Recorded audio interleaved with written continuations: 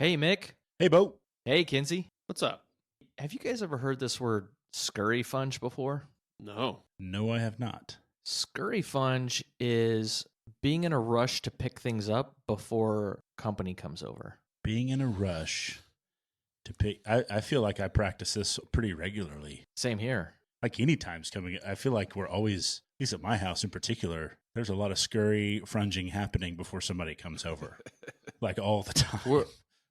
Do you have a go-to spot that's kind of like your hidden spot for where you just need to toss stuff quickly? Ooh, either my bed or my youngest daughter's bed is a pretty go-to spot because nobody really goes in either one of those two rooms pretty regularly when people are over. So I can make a lot of deposits there and probably get away with it for the evening. Yeah. I will just load stuff up in the laundry room, which is risky because a lot of times when people come over, they come through the garage and go through the laundry room. But that's sort of our dumping spot for things. I think there are 3 Easter baskets in my laundry room right now that we had to get off the table in a hurry that have yet to be fully emptied. How about this? Do you, when you have people over and you've cleaned your house, are you mostly doors open or mostly doors closed? We will close our bedroom door because we usually put Uzi back there. And because one time during a kindergarten pool party, we had maybe it was after a birthday party, but we had one of the guests wander into our room and all by herself. I think I don't exactly know what happened. She was kind of running for her mom and she wound up in our room and there was an altercation in our room. In our bedroom, and I was like, let's just keep that door closed from now on. Yeah, traditionally it's our bedroom. If we're going to keep one closed, it's going to be our master bedroom. Yeah, I kind of waffle between doors open and closed. I like the feel of open doors throughout the house. Yeah, it feels welcoming. Feels welcoming. We got nothing to hide. Yeah, not a museum. People live here, right? You can touch the things. It's okay. But sometimes it's like, we live here a lot. Like, we live here a ton. We live here a lot. Well said, Nick. Well said. So we have to sometimes hide the flaws a little bit. Welcome to Obsolete Vernacular with Mick, Coach Hoggett. What's up? Christopher, Captain Kinsey, and me. Still no nickname, Bo Gatlin. Doing things a little differently today, aren't we, Kinsey? Yeah, we took some time off for Easter. Thought we'd come back, take one step back, and do some little get to know you Q&A. This is episode 3. Welcome back if you're listening. Thanks for sticking with us. And what we want to do today is give you a little bit more of a view into who we are. So today is going to be a special episode. It's 20 questions with Coach Hoggett. You heard? Christopher, why don't you even just say just a little bit about Mick? Yeah, so this will be good. Here we go. I mean, if you've listened to our first 2, you probably know the 3 of us grew up basically in the same town. The way we all knew each other was really through our church. Mick is actually 3 years older than me. He was in my sister's class growing up. Class of 96. Class of FYI, 96, CHS. So I knew who Mick was. I knew his older brother also. But it wasn't until, well, first let me back up. We're talking about Mickey Hoggett here, born and raised, not born in Cushing, Oklahoma, actually. Not born in Cushing. I was born in a small town in Texas, then moved to Oklahoma when I was 4. Cushing, to be exact. Exact. Spent his life and was raised in Cushing. Darla and Terry Hoggett are his parents. His older brother, Lance, friend of the show, Lance Hoggett. Friend of the show, Lance Hoggett. Mick and I share the same birthday, actually, which is a fun fact for the show. That's so cool. It is. Yeah. June 1. 3 years apart. Also, fun fact, my oldest twins, share birthday with his youngest daughter. No way. I didn't know that. Yeah. Yeah, it's just kind of wild. It's really wild. It's funny when you find people who share the same birthday with. So Mickey, I was going on a little bit of a current bio. He has 3 daughters. He has 1 dog. He is a high school. Do you say guidance counselor now, or what's the? They call it just counselor, academic counselor at a high school. Academic counselor at Santa Fe High School in Edmond. But that's just the gist of not who Mick is, but And he's also a coach. And he is a football coach, which that kind of takes us back to kind of how Mick and I really got to know each other, even though we knew who each other were. When I was going into freshman year in high school, they always pair a freshman and a senior up for summer football workouts. And I got paired up with Mick. And to take that even further, he hurt his knee. Now, I hurt my knee my junior year, and I was trying to come back from missed most of my half of my junior season. I was trying to come back for the fall of my senior season, but like knee surgeries in the mid '90s were not what they are today. They were a little more carpentry-esque in the mid '90s. Just a lot of banging and hammering away and see what we can figure out. Yeah. So Mick kind of and then he helped coach the freshman football team, which is kind of, that's where my dad sort of started calling him coach, which he is a coach now officially, but we've been calling him coach for a long time. We became friends. We went to the same church and youth group, shared interests, same likes, all that kind of stuff. Yeah. That was the start though. And then Bo, you can say a little bit about your first memories of Mick. And so, yeah, when I came onto the scene, you guys were well established as friends. Mick, as you said, was a little older. Christopher is a year older than me in school, so I think I was probably you were a junior when I would have been a sophomore when we really became friends, and quickly got to know Mick because also in the youth group. And Mick, at that point in time, you would have already been in like a freshman in college, probably ish, and I was going to Oklahoma State. Todd had kind of reached out to me. Todd Sanders, friend of the show, had kind of reached out. Our youth pastor, still at that time, and had been wanting me to, like, hey, would you be interested to come back teaching a small group? Would you want to help out in the student ministry? I had I was like, well, maybe. Still coming around, still going to church and stuff like that. But then got really involved after that. And then I guess the three of us started hanging out probably around that time, I guess. So then we were like in separate, like thick as thieves after that. Thick as thieves, and the better for it. So let's get to know you a little bit, Mick. Are you ready to get into this? Here we go. Let's get into it. 20 questions. Let's see what happens. Kick it off, Kinsey. Okay. Question number 1. Mickey Hoggett. If your life had a slogan, what would it be? Probably this. It's actually references to a scripture, Romans 12:12. That says, rejoice in hope, persevere in tribulation, and be devoted to prayer. And so it's a life verse of mine.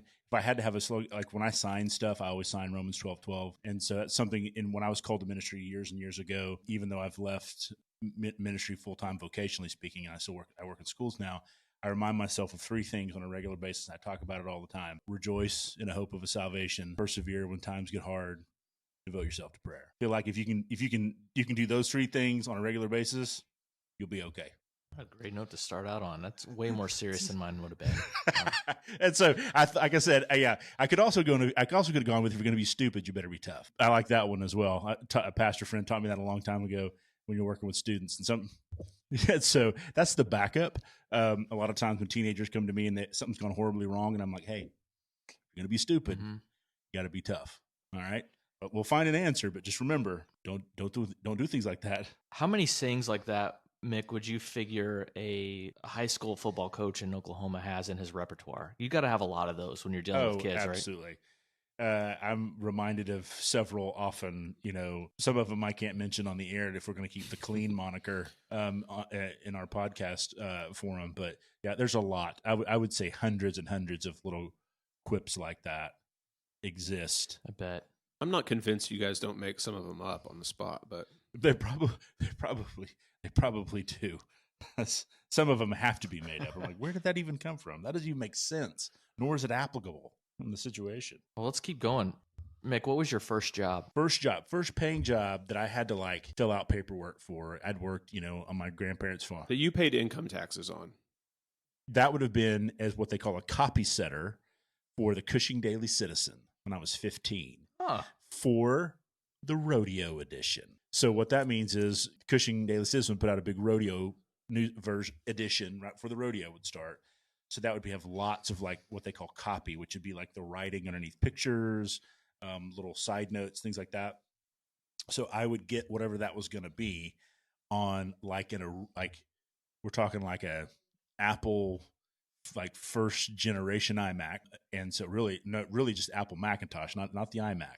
And so we're talking the tall rectangular tower. And so I would type on that and save it to a real live 3.5 hard disk, like a floppy disk.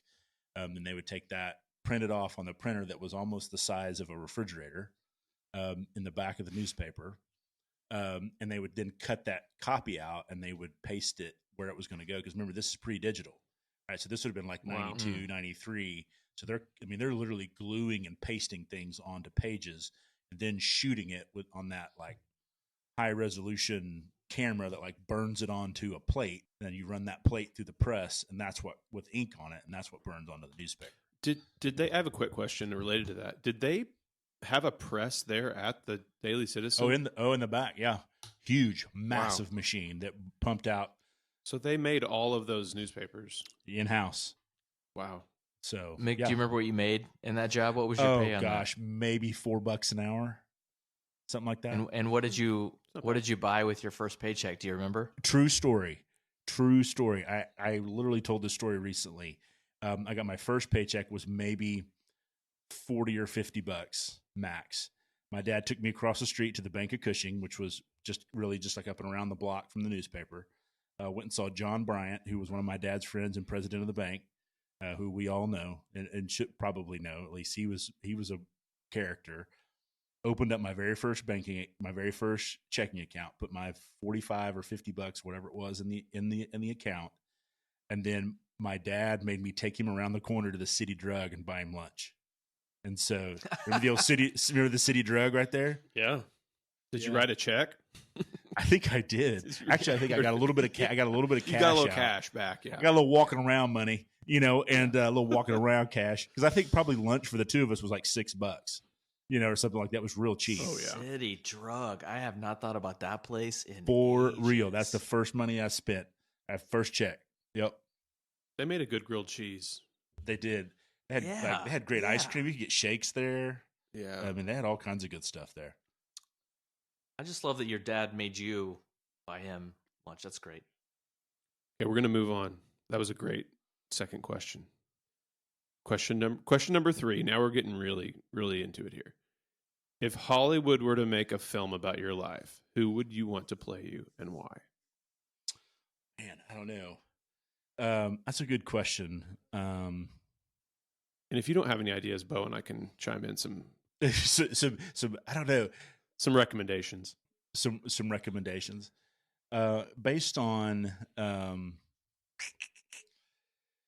a Tom Hanks fan. I don't know. He doesn't look like me. I don't look like him in any way, shape, or fashion. But he does great work. Does a good job. Any like biopic film, he always does really good at that kind of stuff. And I've always been a fan for a long time. And I think he could handle the humor, well, and I have kind of like weird country backwards humor. So I think he could handle that, but I'd be interested in what you guys think. If somebody that was the first person that came to mind was him. But like I said, he does not bear any resemblance whatsoever, but I just like Tom Hanks. I had a couple of people in mind, and Are you still thinking? I'll go ahead. Yeah, go ahead. So the first person that came to my mind, because they can do serious, but also with a great deal of humor, which would have to be there, would be Zach Galifianakis. Oh, yeah. God, man, that's a good one. Dang, Bo Gatlin. You're like a wizard. See, I think it's maybe just because of your gray hair, but I was going for like some older actors to maybe play you later in life. One that came up, and it kind of because of some of the things you just said, but was Tommy Lee Jones. Ooh, I like Tommy Lee Jones. I like that. No Country for Old Men. Great movie. Yeah. And then maybe James Garner, but probably my first choice would be Tommy Lee Jones. I love Jim Garner. Solid. Oklahoma boy, Jim Garner. Mm-hmm. There you go. Oklahoma boy. Real last name, Baumgartner. Took the BA true story. Yep. Because she was Miss Baumgartner. Took the bomb off, just went with Garner. All right. Question number 4. Mick, tell us about a moment in your life that felt like something straight out of a sitcom. Every day that I was an elementary school counselor was a sitcom episode. I some of them I can't even get into because they're just so wild. No, that's a good answer because I could see that. Like I could see that being that every single day. Give us a story, Mick. Come on. This is the best one. This is the one I was thinking about. I had 4 or 5, but I'm going with this one. So sometimes at the end of the day when you're doing checkout, especially at elementary school, you got a lot of parents coming in trying to check out kids, and it's real chaotic in an elementary school office at the end of the day. So they had called me and said, "Hey, can you help check out?" And I can't remember, something might have been going on. I might have had an assembly or something like that towards the end of the day, and it was just a little more chaotic than normal. So they had called, "Can you help get kiddos from classrooms, so on and so forth?" I said, "Sure." So I come down. I'm in the office. I see this guy walking across our parking lot. Gentleman, very, very tall, probably 6'4", 6'5", big guy. So he comes walking in, and he immediately, like, I looked at him, he was talking, and he was asking for his son to be checked out of second grade. And I said, "Yeah, let me go check and see who his teacher is." And I walked to the back, and I went to my principal, and I was like, I think this guy has vampire teeth in. And she's like, "What?" And she goes, "Yeah." And I said, "He's got red contact lenses in, like red eyes." And I said, and they're not like plastic ones. I think they're prosthetic, real live vampire teeth. And she was like, "What?" And I was like, "Just walk out there, walk by. I'm going to come out like, hey, I found," I knew his kid, but I was like, I had to find a reason to walk away from the desk for a second and like clear that. I was like, wait. And so she walks out and kind of just walks to the office and walks out. I go back out. I find her son. We talk for a moment. And I mean, I'm sure he saw me staring just like deep into his face, but he had prosthetic vampire teeth, not fake. They were real. Okay.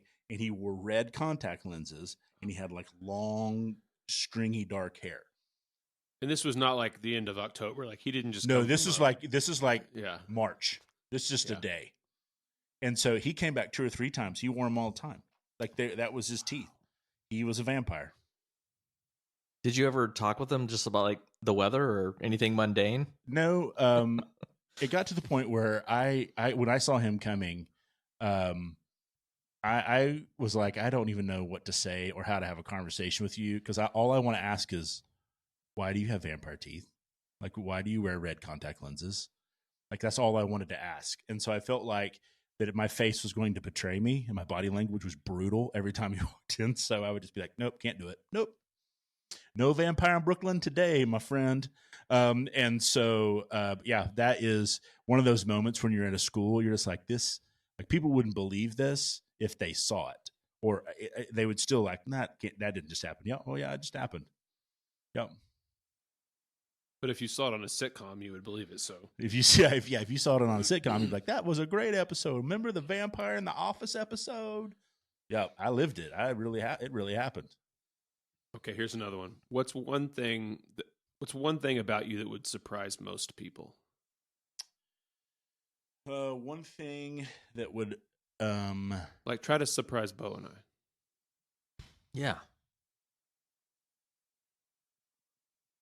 Surprise Bo and Christopher. Man, you guys know everything about me. So,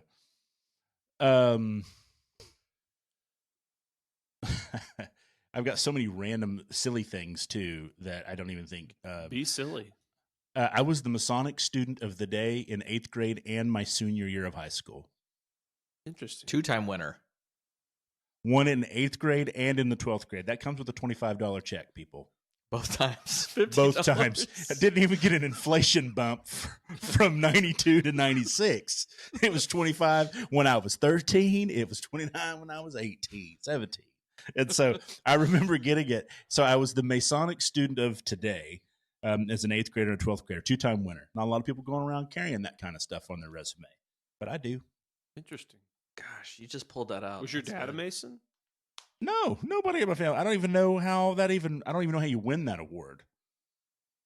I bet it's a character. That's got to be a character award. It's like the Illuminati was trying to. They were trying to recruit you. Denied. Didn't follow through. This seems like a young man with a tendency to perhaps have an interest in Bigfoot someday. Let's yeah, get him now. He's got a chance to maybe further our causes. He knows things. They were like, this kid knows things. Yeah. We're going to move into more of what we'll call a rapid fire list of questions for the next few. You ready, Mick? First thing that pops into your head. Favorite pizza topping? Artichokes. Love them. Favorite? That is your favorite? I cannot help it. If artichoke is on the pizza, I'm in. I mean, you can't say cheese because that's part of Yeah, pizza, I right? mean, cheese, Like, you bacon, can't- all that kind of stuff is like pretty standard fare. I love my wife. Sometimes actually, like, I don't want to eat that pizza. I'm like, man, it's got all this stuff on it. Let's different things. Running close second is feta. Okay. Nice. Okay. Wow. Least favorite pizza topping. Not a sausage fan. Everybody orders sausage. Low. That's low. That's low hanging fruit to me. Pepperoni? Above sausage or below it? Oh, above. Okay. Favorite childhood cartoon? Oh, Looney Tunes. Big Looney Tunes. Big Looney Tunes guy. Was a fan. Loved all that. Foghorn Leghorn, Bugs Bunny, Elmer Fudd, Marvin the Martian. Is that considered one cartoon? I guess it is. Yeah, because they were all. It was kind of like it was vignettes inside of one episode, Okay. right? Okay. So it went from like Yeah. Bugs, Judges? Daffy. Judges will allow. Will allow. Okay, thank you very much. I will shoot you with my space modulator. Yeah. Okay, we already did the next one. Well, kind of. We haven't talked about. Oh no! So, I'm so sorry to step over you on that. That's okay. You can take 10. How did you get your name, Mickey, Mickey? Yeah, named after the Comet, Mickey Mantle. My dad was a huge Yankee fan. Mickey Mantle. Yep, and he was from Commerce, Oklahoma, a little town up by Miami, and his nickname was the Commerce Comet. My dad got to name the boys. My mom got to name the girls. Had two boys, me and my older brother. His name is Lance. He's named after Lance Allworth, who was a wide receiver for the Dallas Cowboys and San Diego Chargers. I was named after Mickey Mantle, center fielder, Yankees, one of the greatest switch hitters of all time. So, 536 career home runs, in case anybody's counting. Okay. Question number 10. If you could have dinner with any historical figure, who would it be and why? As a follower of Jesus, I'm taking Jesus and not as a part of the equation because I want to. I mean, he is a historical figure, okay. But I think I mean, I don't want to sound bad, but I'm separating him in a totally different, super important category. This is more like historical in the sense of like American history, world history, something along those lines. Mick, before you get to the next part, if you were to eat with Jesus, though, what would you eat with him? That's a really good question. I think with Jesus, man, I'd want to have like a really good steak, and just like a really nice, like fine meal, like good steak, really good like sides, really well prepared. I'm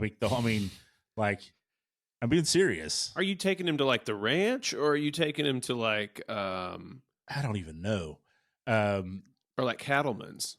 I'm saying like if it's Jesus and me, it's going to be like I'm hiring a chef, and okay. it's like private. It's like private dining, because I want like no distractions, just me and him having some of these conversations, asking questions that have when you read the scriptures that you want to know the answers and what was this like? I mean. You're not taking them to a Fogo de Chao where they're coming in every 3 seconds interrupting. No. Yeah, no, thank you. And so I want that to be a very intimate conversation. I don't even know that I'd be able to eat in his presence. So, I mean, we're assuming I can manage that. So assuming Jesus's calendar is full, who else would you? There was a couple. I had a couple of really kind of interesting thoughts.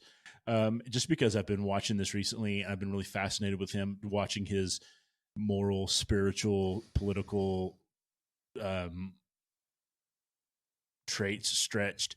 I've been watching the show Manhunt, which is about the hunt for John Wilkes Booth and the assassination of Abraham Lincoln. And as you watch that, have you seen like the movie Lincoln that kind of depicts the historical elements of coming up with the 16th Amendment, Emancipation Proclamation, all those things, like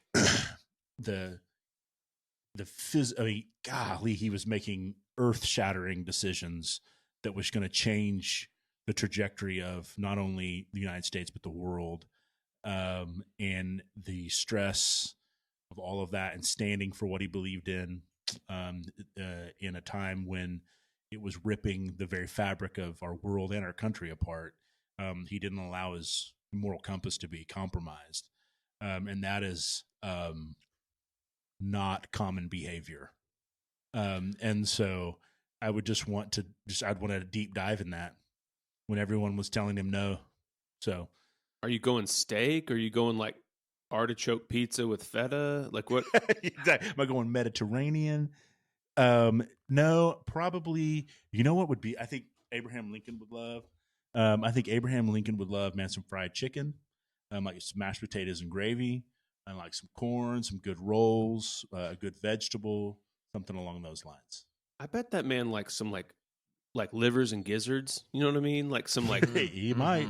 yeah. Bo. This is a good one. Yeah. for you. So if you could travel to any era, where would you go, time travel. or when would you go? Like what time? Like what time frame? Mm-hmm.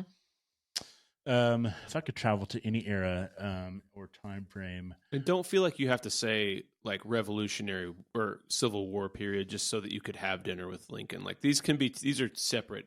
oh, absolutely, I'm going completely. You can different still route. have dinner with Lincoln and go somewhere else for your time travel. Yeah. So Oh gosh, as long as I didn't have to like stay there per se, I would love to Mhm. watch. I would love to, because there's no Alexander the Great's kind of a fascinating historical figure. I think to watch his conquer, and because he had such a geopolitical shift in the late, the 300 BCs, when he was expanding, his empire to the west towards like Jerusalem and those places. And he had a lot of impact on a lot of cultures. Greek culture did, at least during that time frame. So I think that would be interesting to watch that kind of unfold. So the late, 300 BCs, somewhere in that time frame. So that'd be interesting. probably some really good feta and artichoke pizza. I bet In in that Greece, part of the world no back then, yeah. doubt, and especially that area, absolutely good stuff. Okay, if you could give your younger self one piece of advice, what would it be? Younger Like self, little, little teenager, little young adolescent Mickey Hoggett. Like, hey, bro. I would probably tell him that he needs probably take school a little more serious. When I got my master's degree when I was older, and I saw how I handled myself then in comparison to what I did when I was in my teens and early 20s at Oklahoma State, and they were vastly different because there was just a maturation process. And so I didn't take some of those things as serious as I probably should have. And so I think I would go back and tell myself, hey, lock in here, do work. You are completely capable of doing better than what you are. And so I think I would tell myself that. And so, because when I went back and when I got my master's degree later on in life, I was like, this is what I was capable of. I am capable of, because I had kind of figured some things out. Granted, when you're younger, that's hard. But if I could go back and kind of take some of that wisdom and drop it in that 18-year-old's head and say, hey, this is what you're capable of, I think it would be way different trajectory. So I have two follow-up questions to that question. One is, would young McHoggett listen to old McHoggett? That's a coin flip. It's a 50-50. And so I would hope he would. I mean, I did take a lot of advice. I listened, I cared about what some of the adults, I always have cared about what adults have said about me.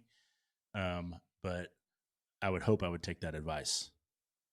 Okay. I think that answers the second question I had, so I won't ask it.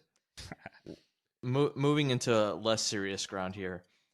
What is the funniest prank you've ever pulled on someone or had pulled on you? I'll go with pulled on me as far as prank goes. And this goes back to high school because it was Todd Sander, our youth pastor, his wife. Her name is Angela. Great, Friend of the show. amazing lady, great writer and gifted communicator. When they were our youth pastors, we were driving somewhere to a youth event, and we were talking about like things Todd and Angela were up front, and I was kind of sitting in the middle seat, kind of back behind them, and they were talking about jobs and like funny things, they're kind of like things you might not know about us kind of stuff. And Angela talked about how she had driven like not NASCAR, but like drag race type cars, Like stock cars, like on dirt, on dirt tracks in Yeah. and around Duncan, where she grew up around in Duncan, Oklahoma. And I was like, "Are you serious?" And she's like, "Absolutely." And like Todd was like, "Oh yeah." And so I mean, for like 5 minutes, I mean, I was banging away on her, like, "Are you sure? Like, are you really doing it?" And she's like, "I'm telling you, absolutely." So I believed her. So for like 6 months, I'm like going around. I was like, "Guys, do you guys know that Angela like drove like dirt stock cars around Duncan?" They're like, "Are you serious?" Yeah. So sometime we're all together doing something, and somebody's bringing up like random things like that, and I'm like, Angela, come here. What? And I go, "Tell them about your drag racing days in Duncan." She's like, "What?" I was like, "Tell them about all the drag racing you did in Duncan with the cars. Like, this is tell that story." And she's like, and she got like real red in the face, and she was like, I was kidding. Like, we were just kind of messing with you." I'm like, I've told like 100 people. It's like such a long play that she forgot it. Yeah. Just roll with it at this point, Angela. Just, come on. So long that she had forgotten that she had completely like made me believe it. So That's funny. yeah. Okay. That's Pretty a good good. one. Okay, what is your go-to dance move when nobody's watching? I'm a big like sprinkler guy. Yeah, Like, I will drop the sprinkler. yeah. Like you get done doing the dishes at home, you're doing the sprinkler. Drop Like you're the sprinkler. I will drop a little bit of a running man every now and again. yeah. And so, but yeah, neither one of them are impressive, but that's what I go to. Hey, no one's watching. Do you also incorporate the sound effects like you just did? Sometimes, yes. Also, I think sound effects are crucial for believability Yeah, that's a good point. and commitment to the move. What's the most adventurous thing you've ever eaten? And did you regret it afterward? I was probably the most adventurous thing. I mean, I've not been a ton of places that have had like real wild things to eat, but I did on a cruise have escargot, which is snails, and wasn't terrible. Didn't regret it. Pretty good. That was the first time. I've not had it since then. Some people that we were traveling with, he was a fan. Like, you should get it. I did. Yeah. So probably escargot, which is snails, obviously. So I want to ask a quick question about that because I've never eaten escargot, but to me it's like, wouldn't a lot of things potentially taste good if we just started eating everything like that we could get our hands on? Like we'd be surprised, right? We'd be like, "Oh man, I didn't think snails were going to taste good." But like, do they taste that good to be like, "You know what?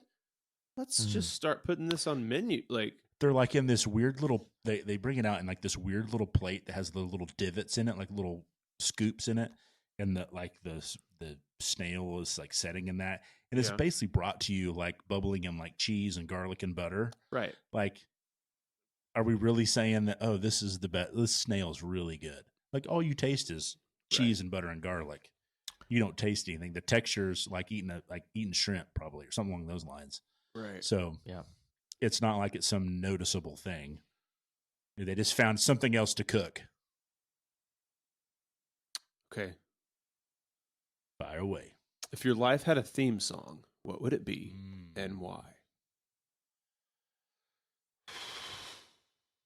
My life had a theme song. Believe You know what? it or not. I'm walking on air. Greatest American hero. You know what? I'm going with, just because it's just, man, it's good. It says about, makes me think tenacity, makes me think about where I came from, makes me think about focus, makes me think about all these things. You know what it is, baby? I think I know where you're going. I want to hear you say it, though. Eye of the Tiger, baby. Yes. Yeah. Eye of the Tiger. Love that answer, Mick. Love it. That would be my walkout music. Now, you guys went to high school in Cushing, grew up there. I did not. Did you? You must have heard that song a million Oh my! times. It was played like every game, everything, everywhere in our locker rooms, pregame, postgame, bands, marching band. I mean, you name it, it was played.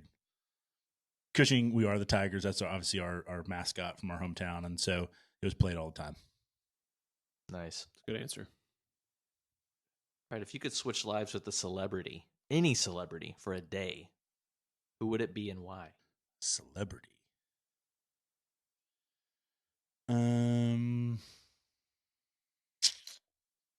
Celebrity that I would. Can it be like a sports celebrity? Any celebrity. Does Yeah. that count? Yeah. Yeah. Okay, I was adding that as a parameter. Because I think part of it you got to think about, if you haven't already, but like, what would you do during that day? Because I mean, a lot of us, you might say, "Oh, I'm switch lives with this person because they have so much money." It'd be like, well, no, because you're not going to get to have their life. Yeah. You know what I mean? Like, just you're going to get to have their experiences for one day. Yeah, I think it would be. I'm gonna generalize this just a tiny bit, okay? Just so without being like too That's fine. overly specific, because we don't know who this exactly would be. Okay, I would want to be for a day. I'm going to say National League because I'm hoping it's an Atlanta Braves team. I would want to be a World Series Game 7 starting pitcher. That is like Game 7, winner take all the pressure, and hopefully I'm wearing a Braves uniform because obviously I'm a huge Atlanta Braves fan, And hopefully you win. and hopefully we win. And so that's who I'd want to trade for a day. I'd like to pitch that game for a day. So I think that'd be pretty cool. For love of the game, Kevin Costner. Have you seen this movie? Great movie, Kelly Preston, R.I.P. Super Sky Point. Oh yeah, good point. I haven't seen that one. Yeah, Kevin Costner, not just one baseball movie he's known for. Maybe 3. Is he in Bull Durham? Bull Durham. And then you've got Field of Dreams, and then you've got the one you're For the Love of the Game. Hey, I'm going to revisit the actor. I think Kevin Costner. I would be opposed to Kevin Costner. I was watching Dances with Wolves the other day, and he kind of I mean, yeah. He grows the beard, grows the facial hair. He grows the beard and the, Sure does. Okay. Yep. Put him in the pantheon of possibilities. Yeah, I'm going Kevin Costner. There you go. Okay. I like that.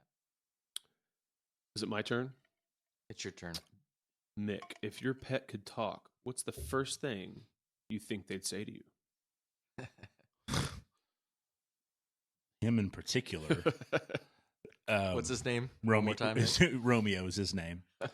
And what kind of dog is he? He's a poodle.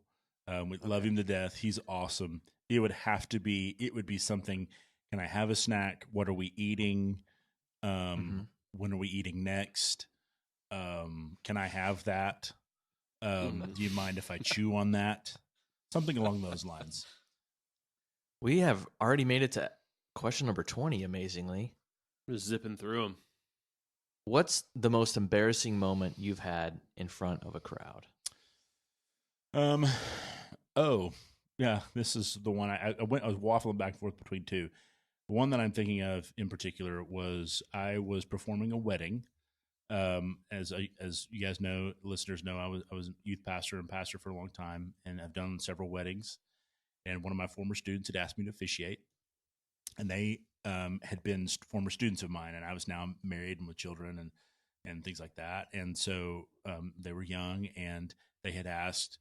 When they were students, they had come to my wife and I's wedding, and so they were teenagers when the wife had come, and she loved our vows, and she wanted to use our vows that we had done in our wedding in her wedding. I was like, cool. So I didn't have those. I had to go reach out to my pastor friend that had them, and he sent them to me. And so, believe it or not, the copy he sent me was our vow, had our names in it and everything. So I'm like going through and changing everything, and I've been doing their premarital counseling and all that other stuff. And so we had kind of been shifting all that, and we had rehearsed, and wedding rehearsal went off without a hitch. Everything was going well. So the wedding rolls around, and I'm performing the ceremony. and I think I did the groom. I think I did the groom first, and I looked at him, and for whatever reason, the only Ashley that I missed in the entire document was at the vows. And so I look at this guy. His name was Garen. I say, "And Garen, do you take Ashley to be your husband?" And I said it, and I stopped, and there was a huge laugh because everybody in the church. I had been the youth pastor at this church. I wasn't there anymore, but I had been. Everybody in the room knew me and knew my wife, and so I was like, "Oh my god!"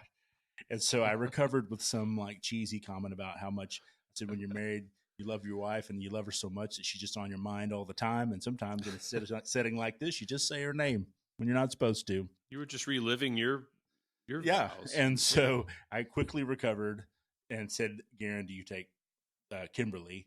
Was her name. And so afterwards, I went immediately to the father of the bride to apologize. And I said, "Sir," I said, "I am so sorry." I said, "I can't believe I fumbled like that." And he looked at me and he goes, "Oh, it's my favorite part." And so I was like, "All right then, man." Like, I'm doing this every wedding now. I was like, "I'm going to have a shtick. Every shtick. Oh, I said the wrong name." And so yeah, that was probably one of the most embarrassing things I've ever done in public. Great answer. That's a pretty embarrassing one. We thought we would round out the show since you made it so swiftly through the questions. Great job, Mick. Very good. I definitely learned some things about you I didn't know. Sure. Same. Artichoke pizza sounds great. I can see that. I can see it. But that was your quick answer to favorite topping. I didn't expect that. I love it. It's salty, kind of like salty and bitter. I was just kind of, I like the texture. Most people are probably going to listen to this and be like, not in a million years, but I like it. A lot of fiber. Yep. And it's usually accompanied with some sort of like Greek type pizza, like with, olives and feta and spinach and some of that stuff. And so like chicken or whatever. So so a little pesto for the locals. Where would someone in the Edmond, Oklahoma City area source a great artichoke pizza from? Believe it or not, Hideaway makes one of the better ones. Hideaway Pizza, originally of Stillwater. There's one here in Oklahoma City now. Is it Pizza of the Gods? Is that what I'm thinking of? Or it might be because it's Mediterranean, and so it's something like that. I can't remember exactly the title, but it's pretty good. Hideaway, we're looking for our first sponsor. So if you hear this, we're happy. We'd be happy to have you. So, Mick, we're going to round out the episode by sharing a memory or two Christopher and I have of you. Are you locked and loaded, Christopher, or you want me to go first? No, I'll go ahead. I was just going to say, okay. I was going to just kind of go back to a little bit about how I first started to kind of get to know Mick and become friends. One thing I left out that was something that's just like a very unique experience that I've never had with anyone else except Mick. And it was a fun part of my life so my freshman year, I was on the yearbook staff, and Mick was also on yearbook staff as a senior. And I don't remember how it went down, how I got chosen. Probably as an eighth grader. Usually you get like selected as an eighth grader. Right. But I mean, to be so Mick was one of his responsibilities was he was the darkroom editor. And so I got put in the darkroom with Mick and was it Joey Anglin also? Yeah, but he was never in there. So every day because it was a period it was a class. Yeah, it's like third hour during yearbook. I would literally go and just hang out in the dark room, which was just a small closet off of the library, and learned how to develop film and how to print pictures. And I've never done it since. Same, me neither. Have not used that skill, but we just had so much fun. Rocking Z104.5, listening to Tulsa rock, man, alternative rock. We were free to because no one could hear us, no one could see us. There was no supervision, and we just had fun. Just hung out. It was a good time. Develop, they would make picture orders, and so we'd have to go in there every day, and whatever pictures they wanted to develop for the yearbook, we would develop them. And black and white. I mean, we were making negative strips, and then we cut them up and put them in these sleeves these plastic sleeves, And then the editors for like, sports or the freshman class or whatever would go through and select whichever ones they wanted prints of. And then we'd go back and make copies of it. We'd go back physically make the picture. Yeah. And then we would deliver them to them. Usually within a few days, they get their pictures back. But I mean, we were mixing up chemicals. It was doing like, stop bath and all that stuff. Yeah. It was crazy. You'd have to expose the picture for X amount of time, to make sure the exposure was right. And it's an art, there was an absolute art form to it. And so it was a lot of fun, man. We had a radio in there, man. We'd blast music, man, listening to Z104.5 as we listened to a rock station out of Tulsa. We played all our favorite, like a lot of Bush, a lot of Stone Temple Pilots. Yeah, all that stuff, man. Alice in Chains, all the stuff we were listening to and rocking out to. And so that was a good time. It was the first thing we do, man. Turn that radio on and crank it. So it was hanging up on the wall. So that's good. That's good memory. Awesome. I hadn't even thought about that. That's one of my favorite Mickey Hoggett memories. Yeah. I'd like to share, I might have said this before on this show, but Mick is probably you're the first person, maybe the main person in my life that really showed me the value of having a good bevy of catchphrases. And you'll just whip them out at any time. To rattle a few off, undulating deluge, which there's a story I'd like to share about that. Another one is many a slip twixt cup and lip. Yep. That one took me a good while to wrap my head around. Yeah, that's an old one. That's from like way back. And Stacy, my wife, would want me to mention this. The first time I brought Stacy to meet you and Ashley, we met you down in Chickasha at your house. You invited us over. We were newlyweds. And I asked you to share how you had first met Ashley. And one of the phrases that you shared in there was, "She was digging my chili." And Mick, I want you to know that quote is still shared around the Gatlin house all the time. That's awesome. Always with you. So one of my favorite stories is Mick, anytime it rains, if it's raining hard, we'll be quick to pull out that it is an undulating deluge. Mm-hmm. I mean, it's so common for you to say that. So you and I were together one night. I can't remember where it was, at the upper room, coffee house. And it's raining cats and dogs. It is an undulating deluge. Mm-hmm. And I'm making reference to the weather outside over and over. And we were just talking about this the other day, weren't we? Yes, we were. We brought it up. Yeah. Oh. Yeah. What is your recollection of this night? You were just coaxing me like, "Man, Mick, it's coming down." I'm like, "It sure is." You're like, "I mean, it is pouring." I'm like, "Yeah, it's really coming down." Did you know, Mick? Did you know that? No, I had zero idea. Oh, okay. For whatever reason, Mike, I was not. You just weren't biting. No, he was chumming the water big time to get me to say it. And I would not go there. The one time. And so the one time I was like, and finally Bo's like, it's an undulating deluge, Mick. It's an undulating deluge outside. I'm like, "Oh, yeah, it is." And I was like, he was like desperately trying to get me to say it, and I wouldn't go there. And so for the one time I didn't use it in a conversation. So that is, and I still, every now and again, I'll find myself saying it when it's raining, and nobody, like, it's kind of one of those things I say now and people are around and they don't even really react to it. I was like, man, if Bo Gatlin were here, man, he would agree. This is an undulating deluge, no doubt. Yes, sir. I think you could even say undulating deluge. Both of those words possibly are borderlining on obsolete. Yeah. I mean, they're just in the realm, right? Just used enough to keep them from being obsolete. I say that when we do our SpaceX episode, we'll talk about deluge, but we'll get to that in the future. Yes, stay tuned. Great episode. We hope good stuff. I hope if you're listening to this, you enjoyed getting to know Mickey, the coach Hoggett, better. I actually didn't know that that's where the coach came from. Was from you coaching Christopher. It was. That's where it all began. Yep. I will say, of all the nicknames that my dad has coined, it's one of the better ones. It's stuck. It's got big staying power. Here we are. Now known to the world, Mick. Yeah, 28 years later or whatever it is, it's still hanging around. Belgians, Tokyoans, Canadians, South Americans now know about Coach. Well, if you like this format, let us know. Thanks for listening.